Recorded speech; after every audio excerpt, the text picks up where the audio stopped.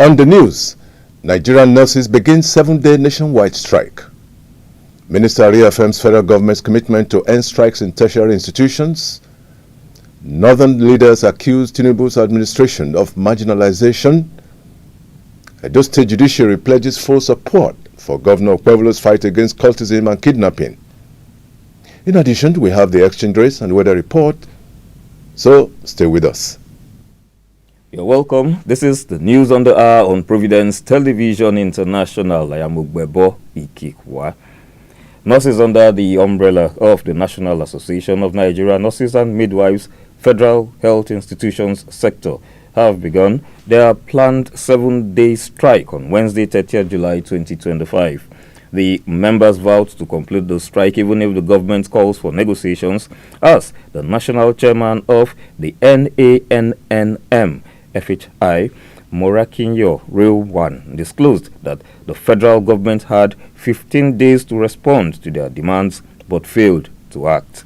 Some of the demands of the nurses are the upward review of shift allowance, uniform allowance adjustment, a separate salary structure for nurses, increased core duty allowance, mass employment of nurses, and the establishment of a nursing department in the Federal Ministry of Health.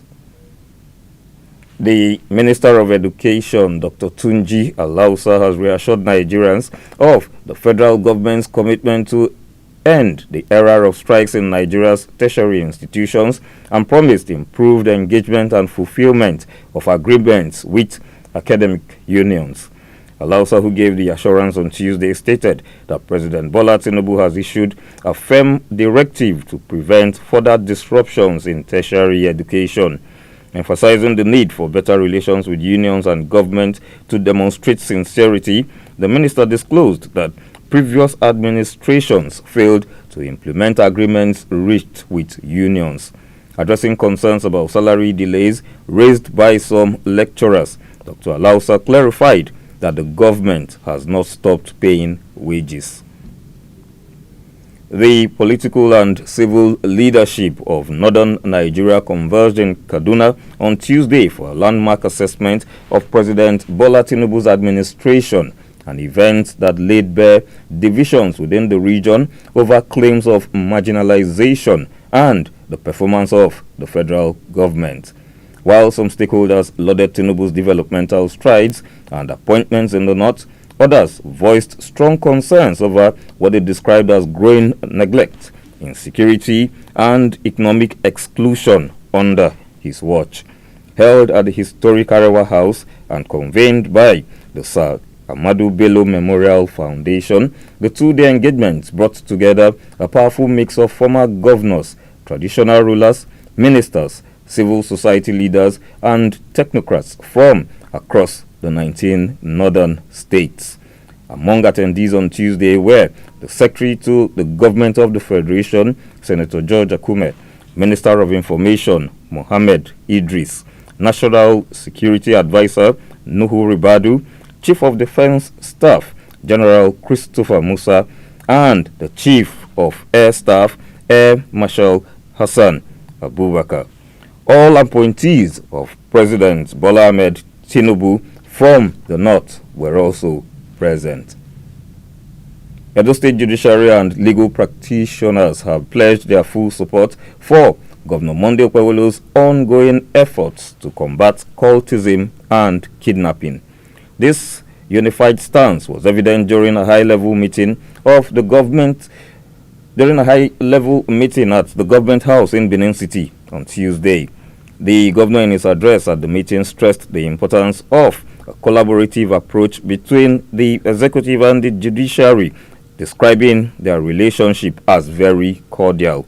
He expressed appreciation for the judiciary's responsiveness and swift legal advice, which has facilitated his administration's efforts to tackle insecurity.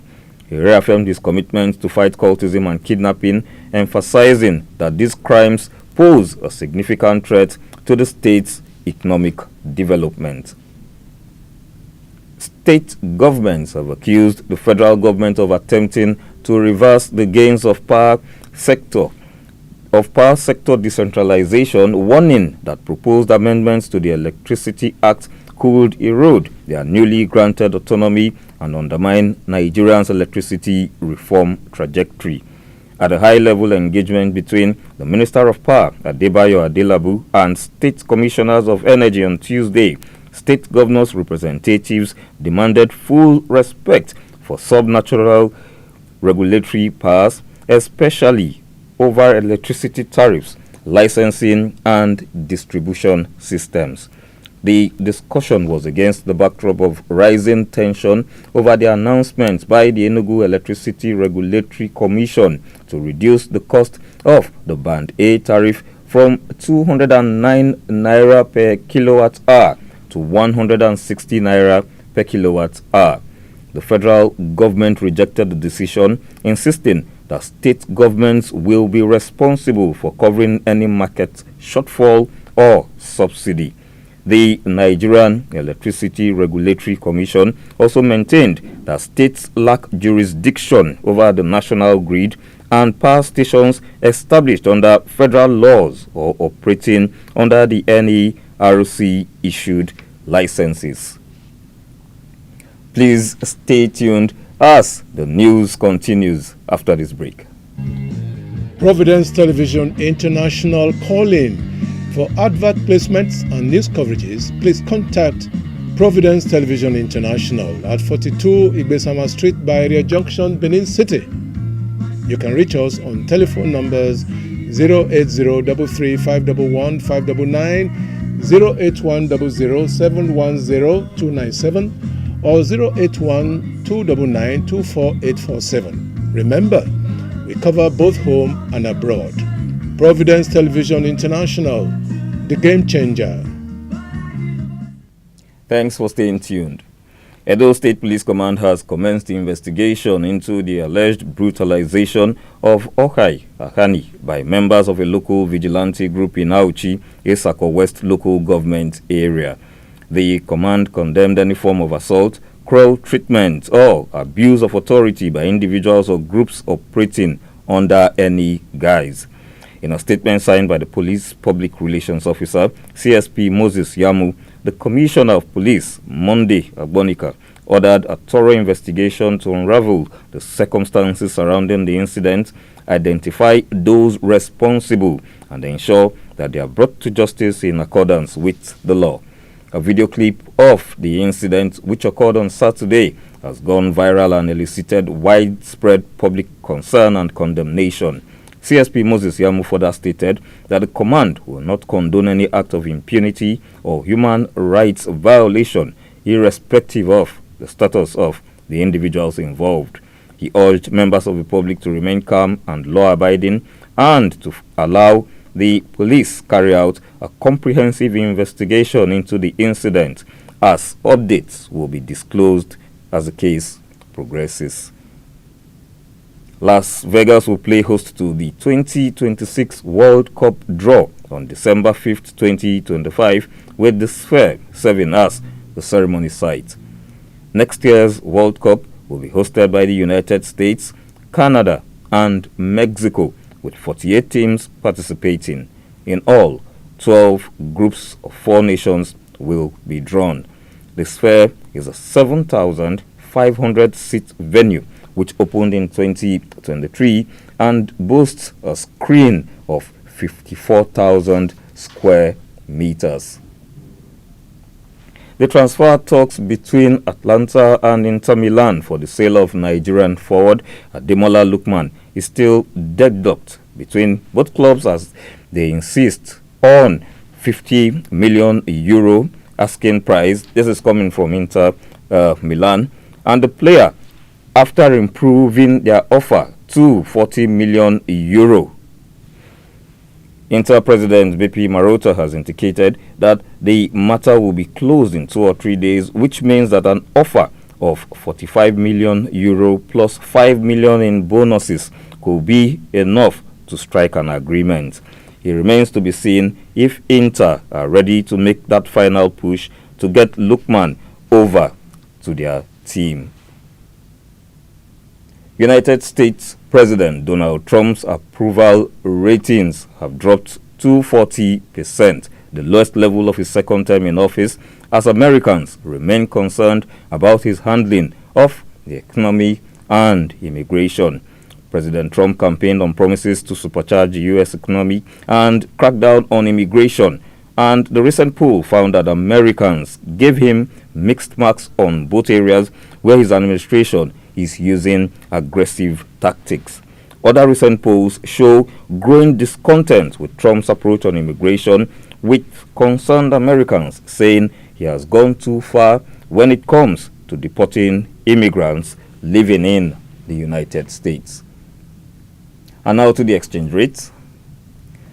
One United States dollar is equivalent in naira is 1,534, 1 euro 1,760, 1 British pound, its equivalent in naira, is 2,037, and the Canadian dollar presently stands at 1,111 naira, while the Australian dollar presently stands at 990 naira.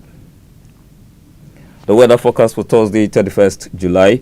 In Abuja, there will be heavy rain with a temperature of 25 degrees Celsius.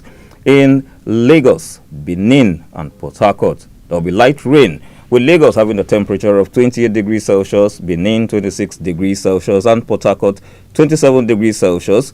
In Kaduna, there will be rain showers with a temperature of 24 degrees Celsius, and in Enugu, light rain will be experienced with a temperature of 27 degrees Celsius. In Sokoto, it would rain, and a temperature of 27 degrees Celsius will also be experienced. In Washington, there will be scattered thunderstorm with 33 degrees Celsius as temperature. In London, there will be light rain with a temperature of 24 degrees Celsius. In Johannesburg and Rome, it will be sunny with Johannesburg temperature standing at 19 degrees Celsius. In Rome, the temperature will be 32 degrees Celsius, while in Paris, there will be light rain with a temperature of 24 degrees Celsius. Providence Television International calling. For advert placements and news coverages, please contact Providence Television International at 42 Igbesama Street, Bayeria Junction, Benin City.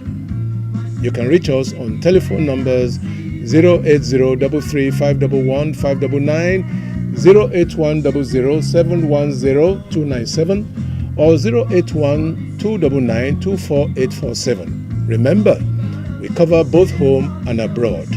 Providence Television International, the game changer.